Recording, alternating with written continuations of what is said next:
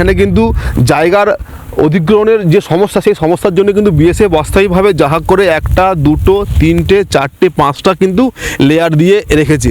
এই কাঁটাতার কখনোই কিন্তু অনুপ্রবেশকারীদের কিন্তু আটকানো সম্ভব নয় এই কাঁটাতার দেওয়ার ফলে। যদি আমি মনে করি যে বাংলাদেশে আমি চলে যাব, এই যে এরকম করে কিন্তু আমি একটা পা আমার কিন্তু বাংলাদেশের দিকে, আর একটা পা কিন্তু যদি আমি পার করি তাহলে কিন্তু আমি বাংলাদেশ সীমানার মধ্যে আমি কিন্তু ঢুকে পড়ব। অর্থাৎ এই যে সীমান্তবর্তী এলাকায় যে কার্যত যে কাঁটাতার নেই তা কিন্তু পরিষ্কার।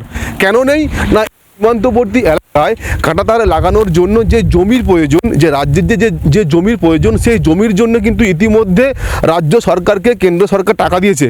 টাকা দেওয়ার পরেও কিন্তু রাজ্য সরকার জমি অধিগ্রহণ করে বিএসএফকে দিচ্ছে না, আর তার জন্যই কিন্তু বিএসএফ এখানে বড় উঁচু করে শক্তপোক্ত খুব সুন্দরভাবে কিন্তু কাঁটাতার লাগাতে পারছে না।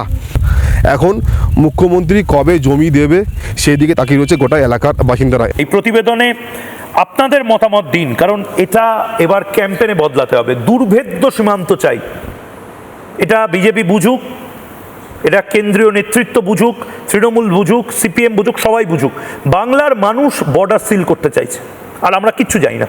বর্ডার সিল করো, বাংলাদেশি অনুপ্রবেশকারীদের আটকাও ভাই, আমাদের অত ভাত বেশি হয়ে যায়নি, আমাদের চাকরি বাকরি জমি জমা এত বেশি হয়ে যায়নি, বন্ধ করো।